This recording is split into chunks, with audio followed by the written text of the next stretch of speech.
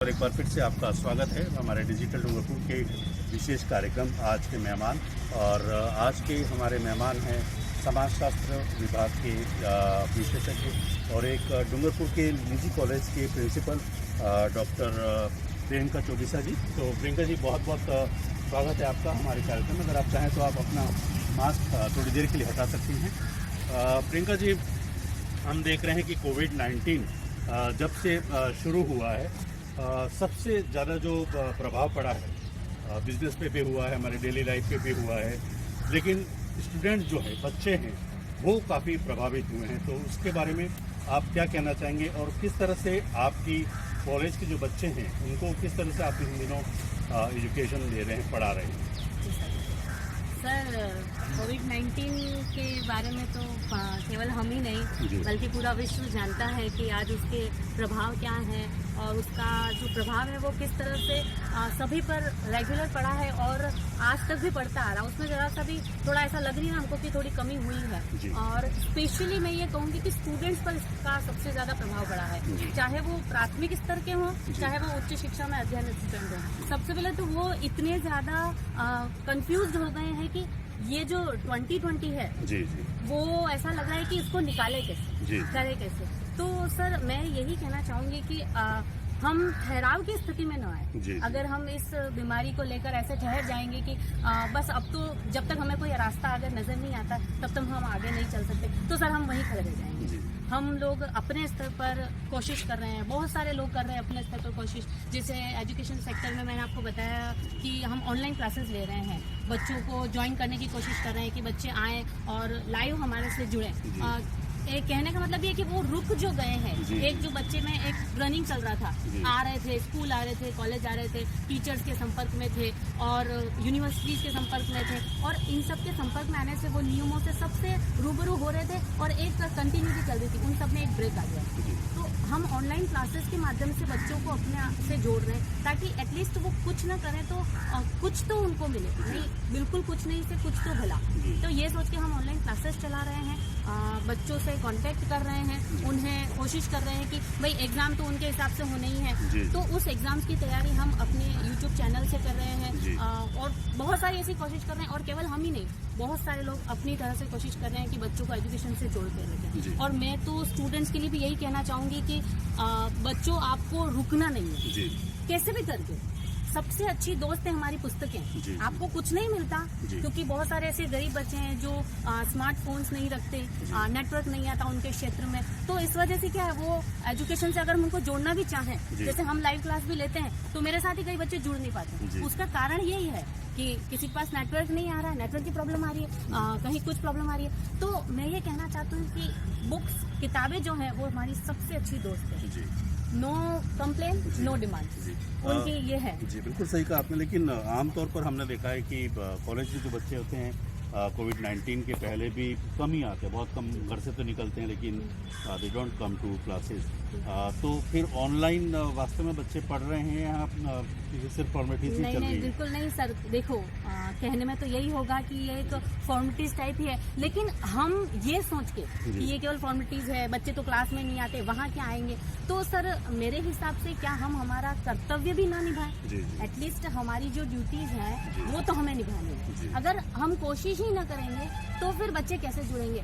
10 में से, या मैं तो ये कहूँ 100 में से अगर 2 बच्चे भी जुड़ते हैं तो मुझे लगता है कि कोई बात नहीं। मेरी जो क्लास है वो अगर 2 बच्चों के कान में भी 2 शब्द जाते हैं या वो मुझसे कुछ सीखते हैं तो बेटर है। आज के दौर में जो बिल्कुल ही कुछ नहीं सीख रहे हैं तो एटलीस्ट कुछ तो सीख रहे हैं, कुछ तो सुन रहे हैं। हमारे यहाँ पे मैं अलग अलग टीचर से, शिक्षकों से और एजुकेशनिस्ट से मिलता रहता हूँ and everybody is doing experiment, कुछ अपनी तरफ से भी प्रयोग कर रहे हैं। जी, आपने ऐसा कुछ किया जो आप यहाँ पे बताना चाहें? जी बिल्कुल सर, मैंने भी है ना, जैसे सोशल साइंस आप जानते हैं, अभी सोशल मीडिया बहुत ज़्यादा प्रचलन में है और लोगों के लिए ये एक सहारा बन गया है। भाई कई लोग ऐसे हैं जिनके पास में मतलब कुछ नहीं, क्या करे, जो ये जो 6 महीने तो लॉकडाउन के उसमें भी लोगों को सोशल मीडिया ने ही सहारा दिया है जिससे कि वो लोग घर में रह पाए हैं।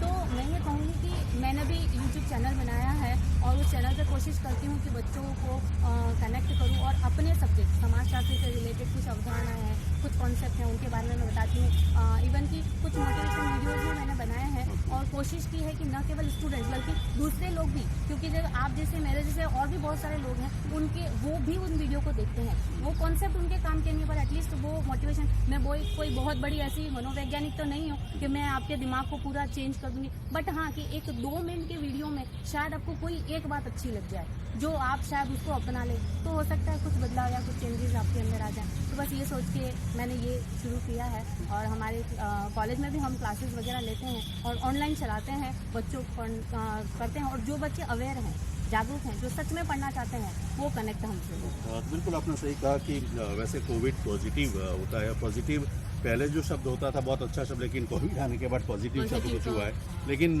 प्रियंका जी का मानना है कि अगर आप कहते हैं ना कि एक पत्थर अगर दिल से मारो तो आसमान में भी छेद किया जा सकता है, तो बहुत ही अच्छा काम कर रहे हैं एजुकेशन में लेकर। और एक छोटा सा ब्रेक लेंगे। आप देख रहे हैं हमारा आज का विशेष कार्यक्रम, आज के मेहमान। और आज के हमारी मेहमान हैं एक डूंगरपुर के निजी कॉलेज की प्रिंसिपल एवं समाजशास्त्री डॉक्टर प्रियंका चौबीसा जी। तो मिलते हैं एक छोटे से ब्रेक। जी दोस्तों, welcome back to digital Dungarpur के हमारे विशेष कार्यक्रम आज के मेहमान। और हमारी आज की मेहमान हैं डॉक्टर प्रियंका चौबीसा जी, जो कि एक निजी कॉलेज में प्रिंसिपल हैं, समाजशास्त्री हैं और समाज सेवा करती भी रहती हैं। अभी कुछ देर पहले भाग में उन्होंने बताया एजुकेशन के बारे में, लेकिन चूंकि आप समाजशास्त्र से जुड़ी हुई हैं और नारी सशक्तिकरण के लिए कई काम करते रहते हैं निजी तौर पर, अपने समाज के लिए भी और नारी समाज के लिए, तो आज हम परिचर्चा करेंगे नारी सशक्तिकरण। आजकल आप रोज़ाना देख रहे हैं, टीवी में अपने न्यूज़ में देखते होंगे, अखबारों में पढ़ते होंगे, कभी हैदराबाद की घटना, कभी हाथरस की घटना, कभी बारा की घटना, कभी ये घटना वो घटना, रोज़ाना जो हो रहा है महिलाओं पे अत्याचार किसी न किसी रूप में। मैं क्या कहना चाहता हूँ वो आप समझ गए होंगे। लेकिन साथ ही साथ एक तरफ हम बात करते हैं सुनीता विलियम्स की बात करते हैं, एक तरफ हम बात करते हैं पीटी उषा की, एक तरफ हम बात करते हैं कई ऐसी महिलाओं की जो सशक्तिकरण का एक बहुत ही अच्छा उदाहरण है। लेकिन आज भी अगर हम देखें तो वास्तव में महिला सशक्तिकरण, बेटी बचाओ बेटी पढ़ाओ, दुनिया भर की हम बातें करते हैं, लेकिन हालात क्या है आप सब जानते हैं। तो आज हम हमारे विशेषज्ञ, जिनको मैंने आज विशेष करके आमंत्रित किया है, डॉक्टर प्रियंका चौबीसा जी को, तो मैडम आइए बैठिए और बैठ के थोड़ा बातचीत करते हैं। Thank you sir. जी, काफ़ी बातें होती रहती नारी सशक्तिकरण के लिए, जिसके बावजूद भी रोजाना आप टीवी पे देखते होंगे, अखबारों में पढ़ते होंगे, क्या कुछ कहना चाहेंगे? सर, पहली बात तो मैं ये कहना चाहूँगी कि नारी सशक्तिकरण की आवश्यकता मुझे तो नहीं लगता। सशक्तिकरण, नारी अपने आप में सशक्त है, आप उसको अलग से क्या सशक्त करोगे सर। दूसरी चीज़ ये कि हम सशक्तिकरण की बात करते हैं, उस महिला को सशक्त करने की बात कर रहे हैं आप, जो 200 हड्डियाँ टूटने का जो दर्द होता है, उतना दर्द सहन करके वो एक बच्चे को जन्म देती है। आप उस महिला को सशक्त करने की बात कर रहे हैं। महिलाएं अपने आप में सशक्त हैं, उनको सशक्त करने की जरूरत नहीं है। दूसरी चीज़, आपने बात कही कि रेप केसेस बढ़ रहे हैं या दुष्कर्म की घटनाएं बढ़ रही हैं या महिलाओं पर जो अत्याचार हो रहे हैं, सर इसके पीछे हमको वो जो करने वाला व्यक्ति है उसका अध्ययन करना जरूरी है। हम समाजशास्त्रीय दृष्टिकोण से देखें, आज आप, मैं या 5 लोग बैठकर बात करते हैं कि ये ऐसा क्यों हुआ, तो आजकल सब ऐसे हो गए, ठीक है। हम एक शब्द का प्रयोग करते हैं सब, तो आपके और मेरे हिसाब से, आप अपने हिसाब से बताइए सब में कौन आते हैं, कौन लोग आते हैं सब में? मैं और मुझसे से 10 लोग मिल के सब बनाते हैं। हम कहते हैं कि ये सबने किया, अरे सबने नहीं किया। जिस दिन आप ये सोचोगे कि अगर मैं गलती करता हूँ तो ये सबको भुगतना पड़ेगा, तो जिस दिन ये मैं की भावना आ गई ना, ऐसे तो हम मैं की भावना बहुत बात करते हैं, लेकिन जिस दिन हमारे मन में ये हो गया कि मैं अगर गलती करूंगा तो ये सबको भुगतना पड़ेगा, उस दिन ये चीजें नहीं होंगी। हम अपने बच्चों की जो परवरिश करते हैं वो कैसे करते हैं, हम बचपन से उनको कैसे बड़ा करते हैं, ये न केवल एक व्यक्ति की ड्यूटी है, इवन टीचर की ड्यूटी है, इवन पेरेंट्स की ड्यूटी है, सबकी ड्यूटी है। हम बचपन से ही बच्चों को ऐसा सिखाएं, उनका वातावरण ऐसा होगा, उनके आसपास का उनका सामाजिक सौहार्द अगर उनको मिलता है तो उनके दिमाग में ऐसी चीज आएगी ही नहीं। आप देखिए वेस्टर्न कल्चर में बहुत कम होता है सर, क्यों? क्योंकि उनको ऐसा एजुकेशन दिया जाता है, उनको ये सारी शिक्षा, उसके मन में क्यूरियोसिटी नहीं होती है कि वो आप किसी भी चीज को लेकर, चाहे वो विपरीत लिंग के प्रति उसका आकर्षण ही क्यों नहीं है, ये मानवीय प्रवृत्ति है। मैं ये नहीं कह रही हूँ कि जो हो रहा है वो गलत हो रहा है, लेकिन इस मानवीय प्रवृत्ति की जिज्ञासा को आपको शांत करना है। आप अगर उसको बताएंगे कि ये चीज ऐसे, ये सही है और ये गलत है, तो वो अपने आप उसे, आप देखते हैं हमारे यहाँ पर हम सेक्स एजुकेशन की बात करें या इससे रिलेटेड कुछ भी बात करें, विपरीत लिंग के प्रति कोई भी आकर्षण से रिलेटेड कुछ भी बात करें, लेकिन हम उस पर खुलकर बात नहीं करते। आज भी एक महिला को अगर अपने अंतर वस्त्रों को छुपाना है तो वो एक घबराहट सी होती है। क्यों?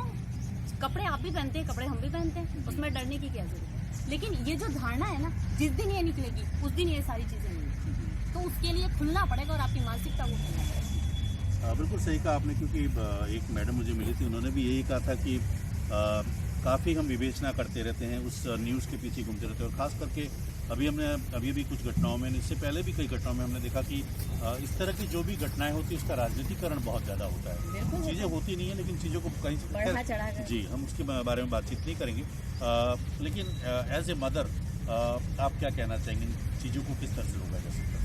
मैं एज ए मदर, मैं खुद एक बेटी की माँ हूँ सर, तो मैं उसको कभी किसी चीज़ से डरना नहीं सिखाती। आप उसको खुद फेस करना सिखाइए। आप क्यों उसको सपोर्ट करते हैं? मैं ये नहीं करती कि आप बच्चों को सपोर्ट मत कीजिए, लेकिन उसके पीछे रहकर उसे बताइए कि तुम्हारे सामने अगर कोई चीज़ होती है या उसको कैसे आपको फेस करना है। और आप अपनी बेटी को परियों की कहानियाँ, अप्सराओं की कहानियाँ मत सुनाइए। अब वो समझ गया, अब उसको चांद जैसा नहीं बना, सूरज जैसा बना, मतलब इतना भवकवार। और हम डांस क्लासेस में भेजते हैं उसको, ये क्लासेस में भेजते हैं वो। अब उसको सेल्फ डिफेंस सिखाना चाहिए आज के दौर में। सेल्फ डिफेंस उसको ये पता होना चाहिए, अगर उसके साथ कुछ गलत हो रहा है। मैं मानती हूँ सर, कई बार क्या हमारा सेल्फ डिफेंस भी एक तरफ हो जाता है। जब ऐसी घटनाएं आपके सामने होंगी, मैं खुद अपने आप को लेती हूँ, मेरे साथ भी कई बार अचानक से सडनली कुछ ऐसा हो जाए, तो मैं नहीं कह सकती यहाँ बैठ के कि उस समय मैं डील कर लूंगी, बट एटलीस्ट मैं इतना मानती हूँ कि मानसिक रूप से अपने आपको इतना प्रिपेयर रखना है कि आप ऐसी किसी भी अचानक होने वाली घटना के लिए आप अपने बच्चे को इतना प्रिपेयर तो रखें कि एटलीस्ट उस समय वो कुछ तो अपने आप को उसके सामने डील कर सकें। बहुत बहुत धन्यवाद मैडम, लेकिन चूंकि ये कार्यक्रम नगर परिषद का है और नगर परिषद की ओर से क्या कुछ चेंजेस हुए आप जानते हैं, क्या कुछ कहना चाहेंगे दो शब्द?